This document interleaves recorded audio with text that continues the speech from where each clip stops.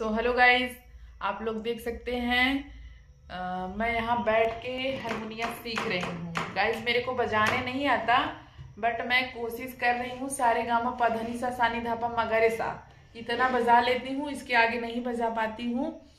तो आप लोग बताइएगा गाइस कि मैं कैसी लग रही हूँ, क्योंकि साड़ी और मिक्सी में मैं एकदम बोर हो जाती हूँ। तो फाइनली दोस्तों, मैं यहाँ आने के बाद अपना लुक जो है चेंज कर ली हूँ, थोड़ा मॉडल में आ गई हूँ। तो आप लोग जरूर कमेंट में बताना। ये मेरे सिस्टर का टी शर्ट है और ये है प्लाजो। तो आप लोग देख सकते हैं, मैं इसको पहन ली हूँ, यहाँ बैठ के हारमोनियम सीख रही हूँ।